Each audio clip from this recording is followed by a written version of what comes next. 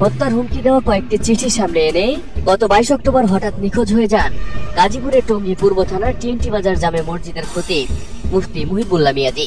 নিখোঁজের ঠিক একদিন পর 23 অক্টোবর পঞ্চগড় সদর উপজেলার হিলপ্যাড এলাকায় একটি গাছের সঙ্গে শিকল দিয়ে পা বাঁধা বিবস্ত্র অবস্থায় তাকে উদ্ধার করা হয়। তখন হাসপাতালের বিছানায় মুফতি মুহিবুল্লাহ জানান, বুধবার ফজরের নামাজের পর তিনি হাঁটতে বের হন। তখন একটি অ্যাম্বুলেন্সে 5 জন এসে তার মুখে কাপড় চাপিয়ে তুলে নিয়ে যায় এবং তাকে নির্যাতন করা হয়।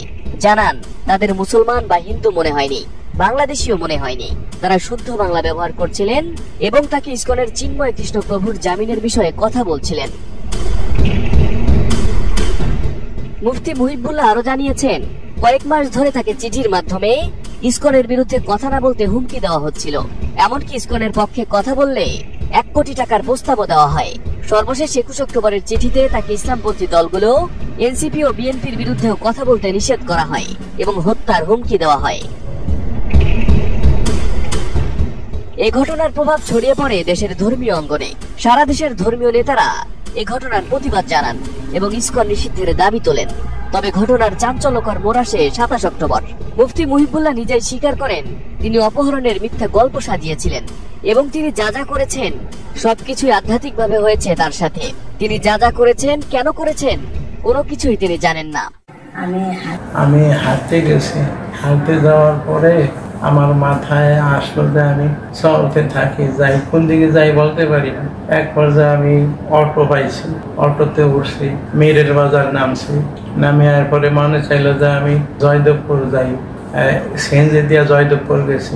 মাথায় আসলো যে আমি এখন বাসে উঠি, বাসে উঠে তারপরে কোন জায়গায় জানি শ্যামলি না জানি কোন জায়গায় নামাইছে।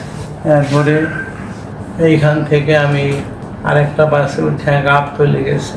ওইখান থেকে আমি মনে ছিল যে আমি টিকিট করি, কই যাবো, আমার খেয়াল হলো যে আমি পঞ্চগড় যাই। এটা কেন করতেছি এইটার কোনো চিন্তা ভাবনা কিছুই আমার নাই, খালি যা মাথায় আসতেছে তা করতেছে। সিসিটিভি ফুটেজেও দেখা যায় মুফতি মুহিবুল্লাহ সকাল 6:42 ঘর থেকে বের হন। মসজিদে যাওয়ার পর 6:54 টঙ্গী টু কালীগঞ্জগামী আঞ্চলিক সড়কে রওনা হন। ফিলিং স্টেশন ও অন্যান্য সিসিটিভি ফুটেজে তার অপহরণের কোনো প্রমাণ পাওয়া যায়নি। 4টি ভিন্ন অ্যাঙ্গেল থেকে নেওয়া ফুটেজে দেখা যায় তিনি একাই দ্রুত হেঁটে যাচ্ছেন। ফিলিং স্টেশনের ব্যবস্থাপক নিশ্চিত করেছেন, পুলিশের পর্যবেক্ষণে প্রমাণ পাওয়া গেছে যে মুহিবুল্লাহকে অপহরণ করা হয়নি। এদিকে মুফতি মুহিবুল্লাহ মিয়াজির বক্তব্য যাচাই বাছাই করছে পুলিশ। এ ঘটনায় অন্য কেউ জড়িত আছেন কিনা কিংবা কারো প্ররোচনায় তিনি এমন কাজ করেছেন কিনা সেটিও খতিয়ে দেখা হচ্ছে। তদন্ত শেষে প্রয়োজনীয় আইনগত ব্যবস্থা নেওয়ার কথাও জানিয়েছে পুলিশ। এর মাঝে আবার অস্বাভাবিক আচরণ শুরু করেছেন মুফতি মুহিবুল্লাহ।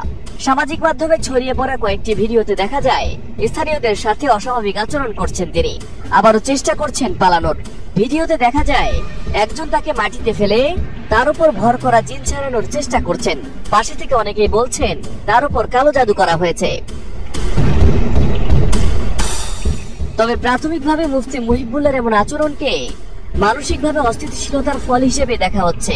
তিনি সত্যিই কালো জাদুর প্রভাবে আছেন কিনা অথবা জিনের কোনো প্রভাব তার উপর পড়েছে কিনা তা নিশ্চিতভাবে বলা সম্ভব নয়। অন্যদিকে অনেকেই তার এমন আচরণকে আগের মতো সাজানো নাটকের অংশ বলেই মনে করছেন।